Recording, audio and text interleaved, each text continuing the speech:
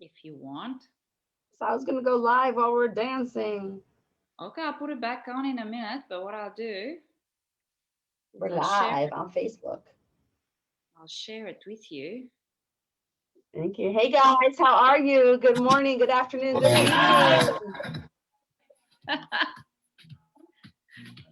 Can you hear? Morning dance. We started the morning dancing today. I'm Mindy Stern from Israel, and this is my friend Annie Callis from Melbourne. We're here for today's entertainment.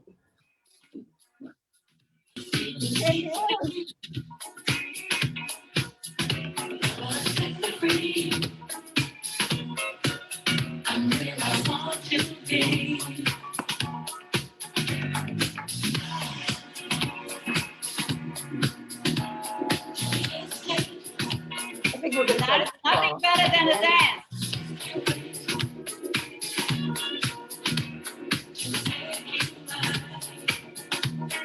Let's see.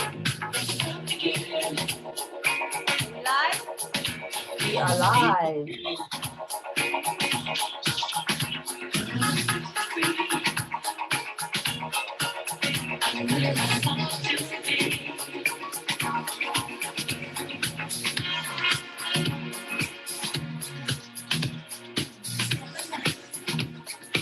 Annie, be I'm posting on my page so I can have other people coming. Woo!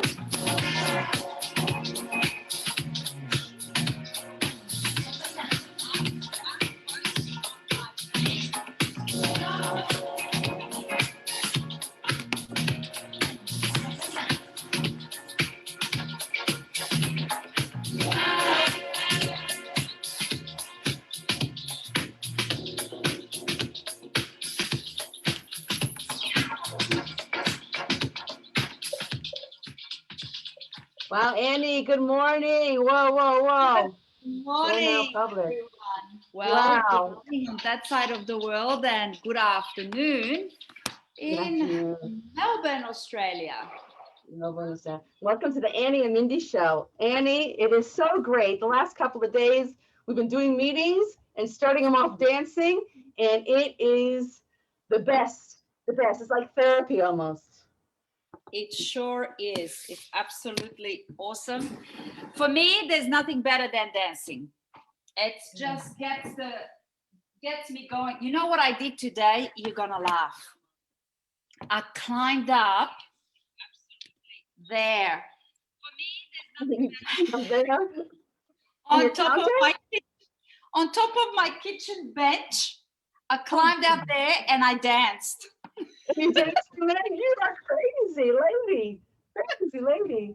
Wow. Yep, and I danced and I just went off. It's a big dance floor. I mean, that's a pretty big bench. And I was dancing up and down and it was great. Like I didn't smash my head. It just got announced that we're going in lockdown for 7 days. Another lockdown, yo. Yeah, so I just climbed up there and partied. What do you do? What do you do? So, but you know what? That is exactly what to do. You know, you and I are students. We're all students. You know, one of my identities, I'm a student of life. But what are the things that we learned in our tribe of BSTA, Blair Singer, Train the Trainer, is that energy. If you keep your energy up, then you change your state. Tony Robbins teaches it also, change your state. You keep your energy up, and then you become the creator of your life. Nobody else, you know, shit can happen. But if you're keeping your physiology, your beingness, your physical beingness active and doing fun things and dancing, then, you know, that stuff really doesn't matter. That's right. And I was having a ball today. I've never done that before, and I don't know what came over me. I was just sitting there, and I had there was this song going that was really great, and I remembered the old days when I used to dance in nightclubs on podiums. I used to be a podium dancer, so I always used to climb up on the tallest thing and and dance. And I said, well, what tallest thing in my house. Ah, my kitchen bench top. So climbed up, Fantastic. and there you go. Fantastic. Definitely changed my state because I was like, I was laughing at myself. I said, if anybody would see me, I mean, I don't know if people walk by, I don't have many people walking by on the street, but they would just go, what's going on in there? This woman is on top of the bench top. And I could actually see the dust on top of all the cupboards that I can't reach normally. Need some motivation, clean it up. That's right. That's right. So, what are we going to talk about today? Yeah, I think talking about energy was a good topic. Mm. Well, I think energy it's really important, and today when it got announced that we're gonna go in lockdown, I kind of just went okay, and that was the extent of it. Because I just realized I have no control over what's going on. I just don't. Do I like it? No. Am I in agreement with it? I don't know. All I just know is that I've got my fridge is full, internet's working, electricity is working, and I'm gonna be working. Yeah. And that's it. Um, this will happen again and again everywhere in the world, and I think it's just something that, yeah, I just have to be with. So it didn't. The last time it happened, it kind of went oh. Whereas now I'm just like, you know what? Part of me even welcomes it because it forces me to. Are you dancing? Yeah, I mean that's what you can do. What can you do? Dance. Pretty much. And I'll tell you what, for me, that's what changes my state and gives me energy. I could be in a biggest lull, and if I go and I dance, I don't know, I get carried away. I go into my own world and I start choreographing, and, because I wanted to be a ballerina when I was young and a dancer. So for me, it's like I just go into my own world and I forget, and then I watch videos with dancing and all of that. I have to say though, the only disappointment that I have is that I decided about a month ago to go back to ballet. Beautiful. And I was going to take up adult ballet classes. And Monday was going to be the first class. So I'm just like, oh, okay. Nah, I just need to wait until we open up, and then I register for the next one. Yeah. But yeah, I wanted to see what it's like going back to dancing, like more classical dancing, which I haven't Oh, done that's beautiful. I haven't done in 43 years. Wow, wow. So good for you for going back to it. That is so amazing. And I'll tell you what though, today I participated in a workshop that somebody that I know who lives in Bali has just put on. He just decided, hey, do you want me to talk about shadow work? And I said, well, I thought to myself, I've never done shadow work, so let me see.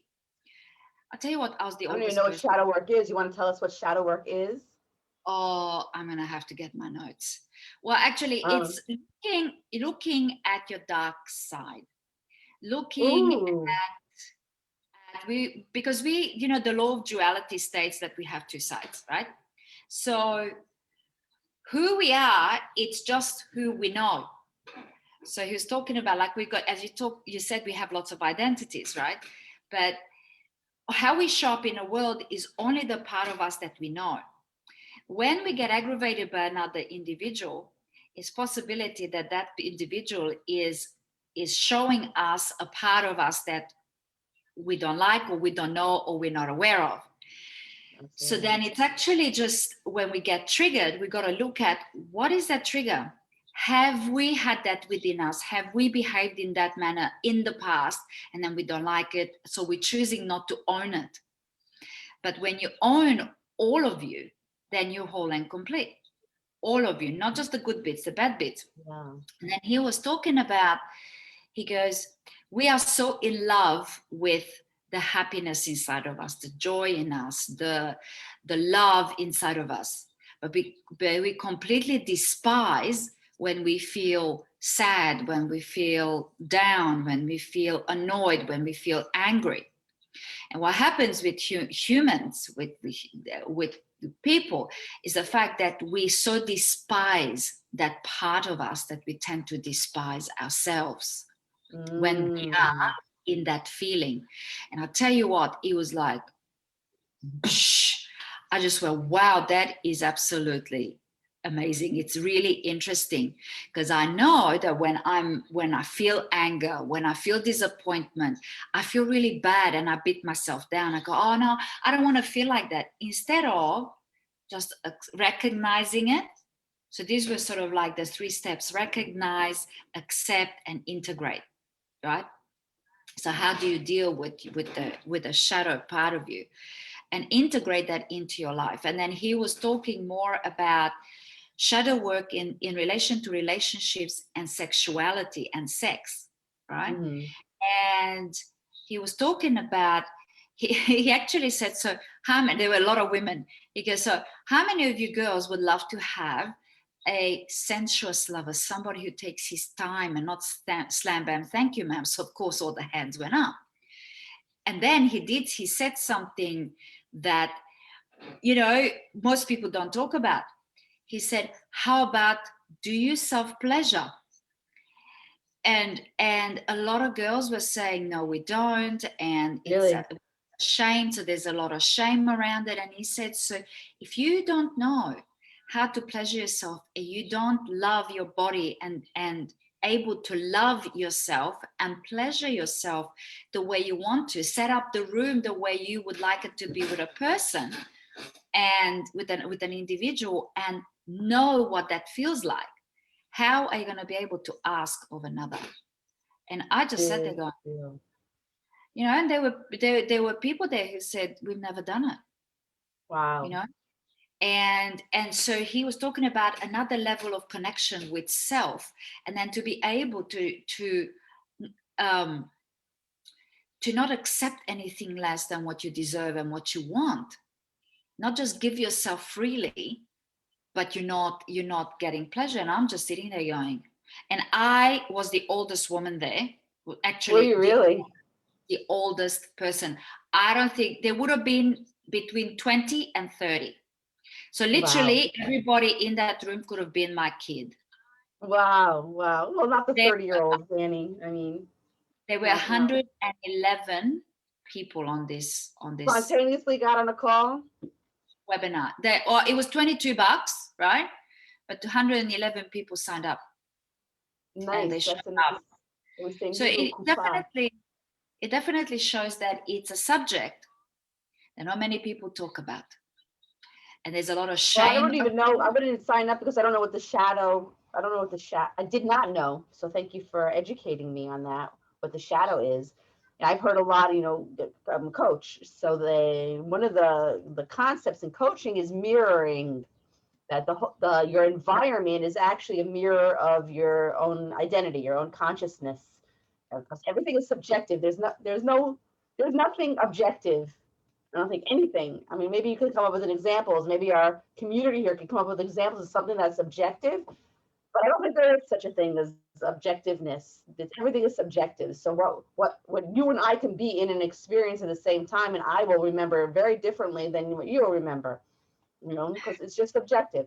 But what happens is the feelings I get, the reactions I get, is all a mirror of myself. So if you do something, it's just like what you said, what this guy said in your thing is that if there's something that I don't like, if I think that someone's annoying or aggravating or not nice, I can only recognize it because it's in me. It's mirroring something in my beingness that happens. So that I know, and that's really amazing. So it's also a great place for introspection. I'd like to hear about what he says about integrating it, because once I realize it and accept it. Yeah, it's interesting because we spoke about this yesterday in the listening and sharing call when we're leading into the future. To Yeah. talk about confusion, right? So first, I realize it and then accept it. See it, be aware of it, then accept it. But I'd be interesting to hear a little bit more about the integration. Okay, once I've accepted it, it generally tends to dissipate or that I can make a conscious decision that I want to, reflect on that. Who do I want to be when I'm disappointed, or who do I want to be when I'm angry, or who do I want to be when I'm frustrated? Well, And the then I'd whole really like thing to is, talk about the masturbation part, because that's pretty interesting too. yeah, well, he's actually, so he actually talked a lot about um, uh, the inner child, and how we step into our inner child without being conscious, and how important it is for us to do inner child work, because a lot of that stuff comes from then. And I think Mm. one of the ladies, she said, she goes, yeah, that's really interesting, because she said sometimes when she sees uh, if she dates really good looking men, she said, I get tongue tied. She goes, because they're so good looking. She goes, I get into this little girl going, wow, right? And yeah, so it's it's her seeing how gorgeous she is. To she sees everybody else as beautiful, but she perhaps doesn't see herself as that gorgeous. That she was actually really cute, really gorgeous. Yeah, She was yeah, very pretty, very dainty, very girly, not girly, but feminine, yeah. right? Nice. Because they were not kids, and a lot of them had children with them. So, the other generation after us, right? But they were young, but it was very interesting. So I guess I didn't share it with anyone because it was shadow work in relation to relationships and sex. Mm. So I didn't kind of think that anybody else was interested. But I met this young man when he was 19 years old at a trainer crewing, and I was completely mesmerized by his mind, how clever he was. So he's done a lot of work on himself and moved to Bali, and now he teaches relationships. And the biggest relationship that he had is the one with himself and what he discovered. And he was talking about when he grew up, the shame around, because when you grow up in a religious home, there's shame around your sexuality, and you can't masturbate, and you can't this, and you can't do that. And then what happens, you can actually um, move into the other side where you get addicted to porn. There's a lot of Because people. There's a big addiction porn. I was reading an article. It was an article, or I'm learning so much all the time. I don't really always remember the sources, so I'm really sorry about that. But no, it's that's okay. the number one addiction is to porn. And yeah, a girlfriend of mine. Oh my God, a girlfriend of mine. She's a psychologist, and she focuses a lot on sex. So she just wrote a book now about sex changes in sex and sexuality in the last, I don't know if it was 10 years or 20 years. So she was in town. So she was telling us about this really great book. So she was telling us about pornography. That pornography, not only is it becoming an addiction, it's also becoming a replacement for real intimate relationships. So that people are preferring to go to porn and then having a real partner, which was a scary concept for me to hear, because I think that although I'm alone, but I don't look at porn so often. But we're going away. She says, as a generation, we're going away from real physical relationships. And look at you and I. We've met each other. We've actually been in each other's company, physical company, only once. In the many years that we're friends and work together, our relationship is a virtual relationship. And people, although it's real, it's not recorded, it's Yeah, not a yeah, yeah. movie. But a lot of people are getting more attached to. Also, she says that there are, which I thought was really very cool, there are really great sex toys now. She says technology has come into the world of sex in a big way. Not only the play toys that we have. If we go back to the discussion of masturbation and pleasuring yourself, you can pleasure yourself in a lot of ways, but there's also technologies that you can use to pleasure yourself in all sorts of different ways, not just in sensual ways as well as sexual ways. And she says that technology is really taking over in a big time. And she told us, did I tell you about this? She No. told us about, I think I told you about it, but in a different context. Suits you can wear a suit. It's like it's not, Oh, it's a yes. suit you can wear. Imagine it. I looked it on the internet and I couldn't find it, but I imagine it as a scuba diving suit type of things that you would wear. And it's got sensors in it that can be also activated remotely. So even if you're in a relationship and your partner is abroad or somewhere else, and you get into this suit, he can actually stimulate, or she can actually stimulate you if you're in this suit. So I was like, yeah, that is a very cool idea. So toys are coming up into it as well. So pornography is a big deal.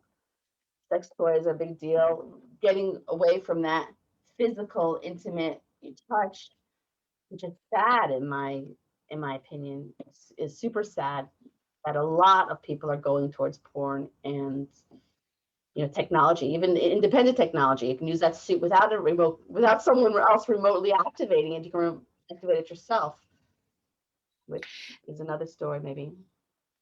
You know what I found really interesting? It was the fact that there were 95% women on this call. So it just shows that they're still seeking relationships, and they're seeking an understanding of their own sexuality and the need to be with someone, you know.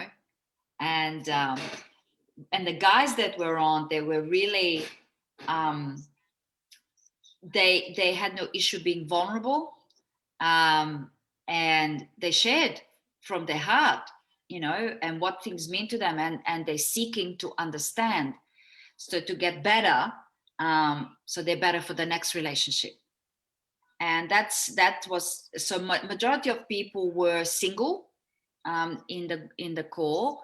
There were a couple that were in relationships or married, but it was really cool, and that's what he was talking about, is to always develop yourself and learn and learn and learn and learn, to live the life that you want. And he's done a lot of work on himself, so now he's met this gorgeous young lady she's just really gorgeous. And she's doing so. It's two people, right, that live in Bali, and they do their own work on themselves. So they do a lot of shadow work and a lot of inner child work and that. And they both are doing the individual work, teaching other people about relationships. And they followed each other on Instagram, Really? and then they met. And their first date was going to feed cows. That was the first date, right?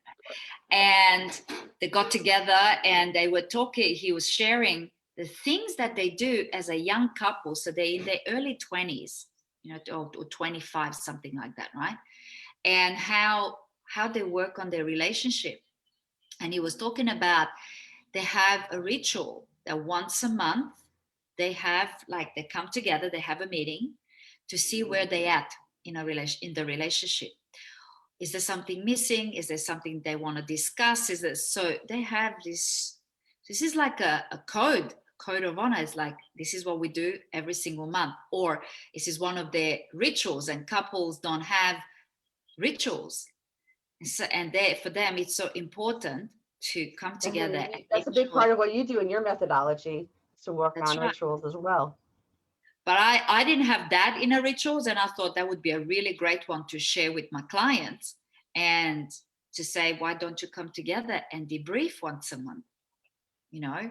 Um, and that's kind of something that I actually thought about, that when they finish the 6 months program with me, that I'll offer them another 6 months of once a month meeting with me. So if there's anything that they want to discuss and they want support with, they know there's someone there to help them, you know. Brilliant, great Um, idea.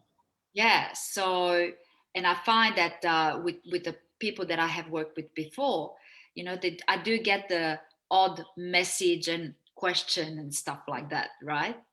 So, so this whole relationship thing is really really interesting. But I was almost tempted to sign up for his 8-week program. So I'm still thinking about it because I really liked what I heard. And you know what the thing is, it was fantastic, is that he used the template, the train the trainer template. Did he? Nice. He did. He did the enrolling questions. He did the what's going to happen today, what we're going to talk about. Then he did the earn the right. It was just, I was sitting there listening. I'm going, hang on, I know this one. I go, oh, yeah. Well, of course, he crewed for Blair. That's how I met Yeah, him. yeah, And he's practicing what he learned. And that's he wonderful. said the implementation of everything that you learn is so important. He goes, it's not good enough to just know the knowledge. You've got to live it and implement it and do it and stuff like that. And I went, Blair would have been so proud of him, you Yeah, know. you have to let him And then, know. and then at one point he said, how you do anything, and I felt like I'm It's how going, you do how everything. you do everything. So he did that too, and I kind of went, and right at the end of the webinar, he said, "Good to have you, Annie," because I mean we're all coming from the same thing, and you know he's done a lot of Tony Robbins, so for a young man, he's done so much work. So that was self-driven, you know, Yeah, because he wow, amazing. for some he started when he was 17 with Tony Wow, Robbins. that's That impressive. very, yeah. So there's a lot of energy around sex, isn't it? and Yeah, the and the interesting thing is that the world. Well, this is just my view and how I observe things. The world revolves around it. Everybody talks about it. Hardly anybody does it. Everybody's wishing for it, right? And there's a lot of shame around it. And it's such a, how you say, innate natural thing humans are supposed to be doing right, right. because it's healthy. It is healthy. It is And healthy. everything, and it radiates out, creates a lot of momentum and energy in different places of your life. But I think this Like, is a discussion we're going to have another time, which is a delicious discussion. I think we should have a call just on sex. But I do want to say to all of you who are watching up until this time that if you are not pleasuring yourself, man or woman, especially women, because I like to help women, try it, do it. You know, not even there's ways to pleasure yourself. Start off sensually pleasuring yourself and then work up to sexually pleasuring yourself because it's really important. You deserve it. It feels really, really good, and you can do it by yourself. You know, you know that's the amazing thing. Anytime you want to feel sexy or nice or sensual, you've got two hands and other things around you that can really help you out. You know, make you feel good. you know, I mean, we almost all can't believe that it's already half an hour later. But I tell you what, I did for a little while, I did these women movement classes. So we had to move a lot and move our body and then go like this. And I tell you, when first had to do it, I was so embarrassed. And I'm not, you know, I'm, I'm not an embarrassed person, you know. I like sexy things. I love sensuality. But when I had to do it, it was like, huh, interesting. And all I had to do is just this, you know? And I kind of went, oh my God, that's really sexy. And I just went, is anybody watching? Everybody was doing their own thing, right?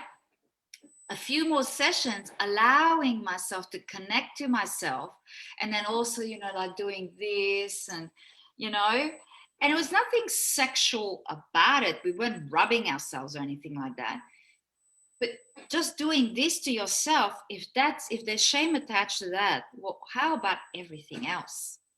Right? Yeah. So I So think this is a work good on it. subject. I That, think this is a that's your homework assignment for the week is pleasure yourself.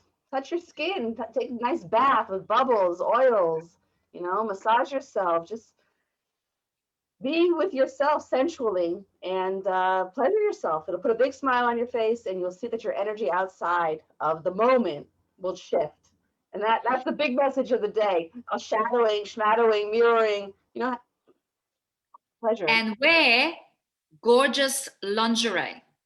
Beautiful gorgeous. lingerie, it's not there for your drawer to make the most of it. And for somebody who sold lingerie for 13 years, I can tell you, all these people bought beautiful lingerie, and years later, when I saw them again, they still had it in a packet, or for that moment.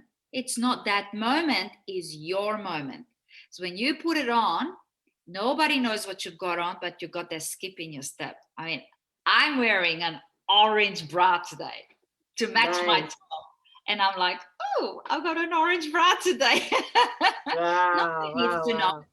I know, right? So Well, I'm going commando, so to each his own. fair enough. Thank you for sharing. With that, everybody, make sure that you comment, click like, and share this. This is quite an interesting subject.